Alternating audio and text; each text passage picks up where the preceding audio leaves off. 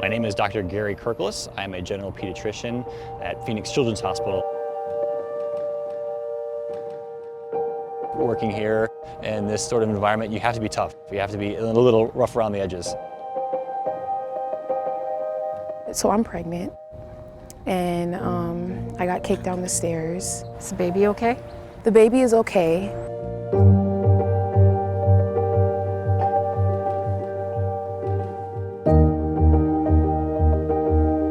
I was in foster systems for a good portion of my life because of my parents passing.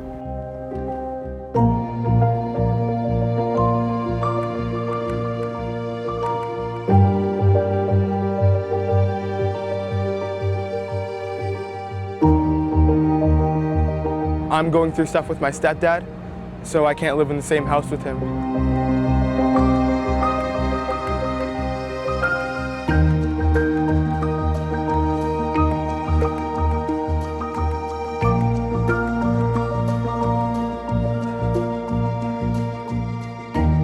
I could be a pediatrician anywhere, but it's with this department that I'm able to reach people who have no access to care.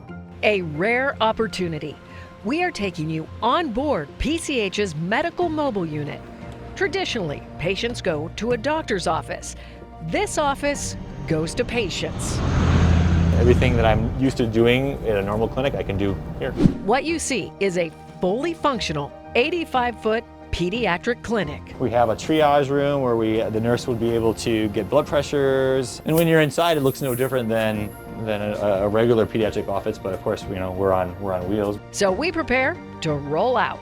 Hitting the road, Dr. Kirklis isn't just the doctor, he's the driver. This doesn't seem like something you'd learn how to drive in med school. Not at all. My dad always makes fun of me. He says I send you to 4 years of medical school in order to learn how to drive a bus. So, but it's fun. Depending on the day, the mobile unit heads to various shelters and even schools. Do you see a lot of kids that are homeless? Yes. So I'm going to schools where the kids at the schools are either at or below the poverty line or who are homeless themselves. Shelters for girls who've been sex trafficked, shelters for teenage pregnancies. Part of the job when pulling up in a mobile unit is not knowing what challenges the day may bring, which often goes beyond medicine.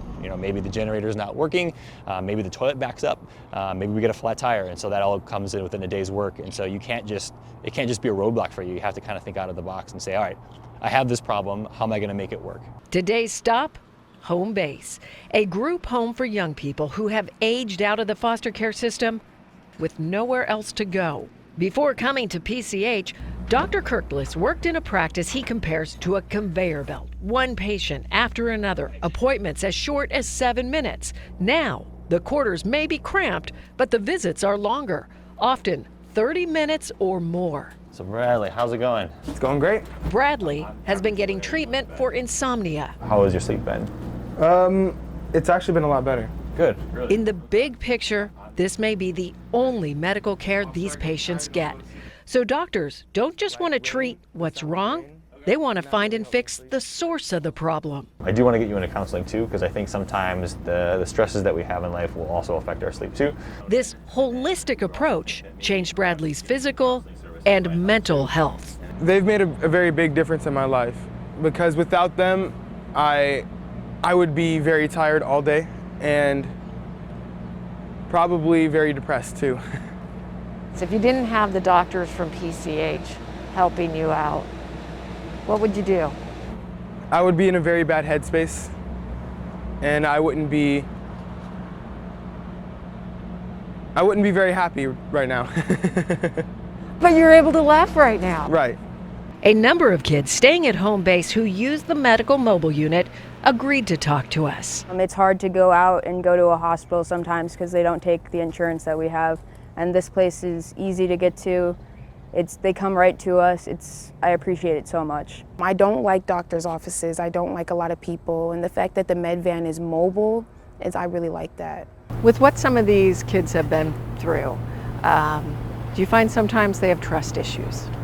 Yes, definitely. I mean, we're talking to patients who have been dealt with some really rough cards in their life. I think I've been doing this long enough that they can kind of see that I'm genuinely concerned about them, that they're able to open up, and it amazes me all the time how open they are and the things that they're willing to tell me. For young people who have often spent their lives being overlooked, it's a change just to have someone's full attention. They're really open, and you can converse with them. They're really chill.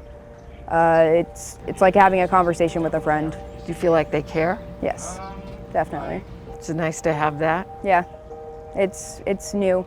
It's not something that you really experience in a kind of lifestyle like this.